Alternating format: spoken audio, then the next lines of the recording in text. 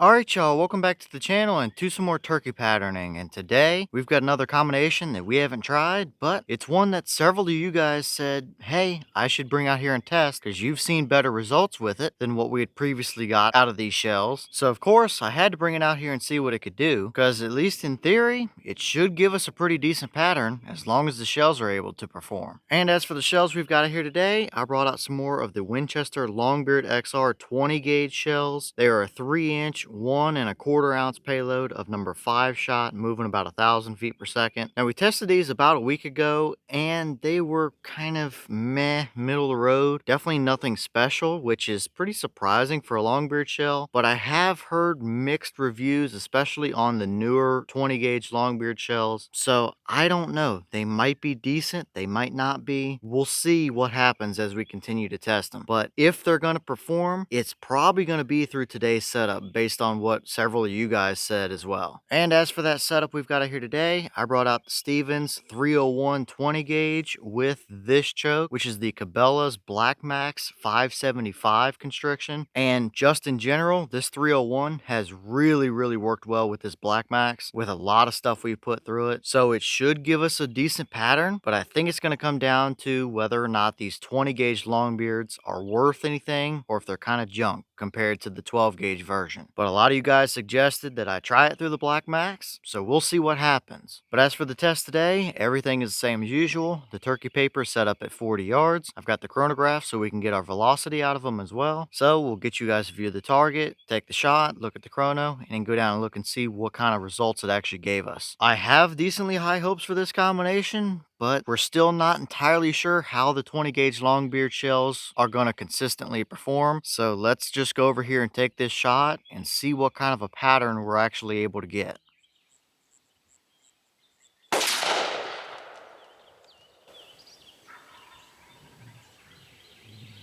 Alright, so that shell gave us 1,094 through our chrono. The boss claims 1,000, so we are a little above their claim, but the last time we shot these, I think they were just a couple feet per second over 1,100, so they seem to be bouncing right around the 1,100 mark, which is perfectly fine. They're definitely not moving too fast or too slow necessarily, and I'd rather them be right at the 1,100 mark than all the way down to 1,000 mark. So looking pretty decent as far as velocity goes up here, but how does our pattern actually look? Let's go down and check it out.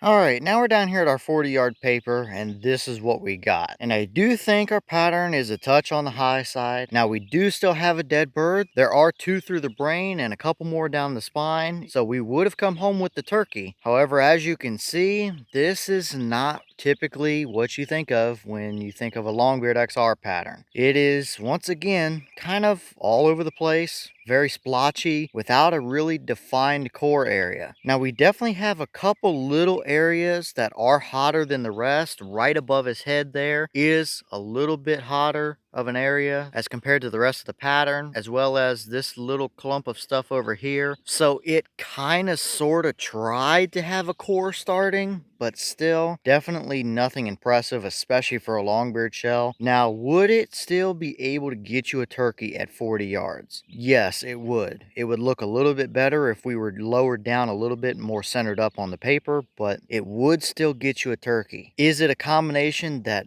I would really want to use out of this 20 gauge? Probably not. But as we can see around the edges, it's just huge gaps and voids, splotchiness all the way around. We definitely have a few flyers like that one all the way down there. And it's just really not that pretty looking around the edges. And for a core, like we already said, there really isn't much of one. Now, of course, there's nowhere in that whole area that that bird could move to and get away from you, but still, for a Longbeard XR shell, that is pretty disappointing to say the least. So based on the 2 tests I've done with these shells so far, I definitely am leaning towards there being a difference in the newer Longbeard 20 gauge shells versus the older, just based on what a lot of you guys have said, because clearly this does not look like a Longbeard pattern. It's still good enough enough, but in the grand scheme of things, this is essentially on par with what a lot of Remington shells do. So that was rather disappointing, especially for a longbeard pattern, but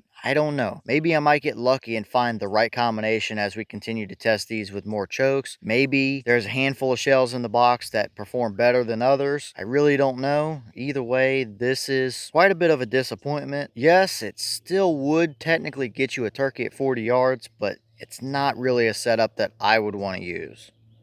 Okay, and here's the wad from that shell, and as you can see, looks pretty much the same as what we would kind of expect to see. We did have one petal over here open up a little farther than the rest, but I don't think it really made much of a difference here. These do look pretty much the exact same as the 12 gauge longbeard wads. However, they are the clear or more white colored material, as well as being a little bit stiffer for one reason or another. But either way, looks pretty much normal. There's nothing stuck down in there. We might have one or two tiny little pinholes up at the very top up here, but it is a ported choke, so this looks very much normal. So I don't think the wad really had much to do with the poor performance. I think it's probably just more so how the shells are loaded than anything else. Either way, the wad definitely looks pretty much run of the mill.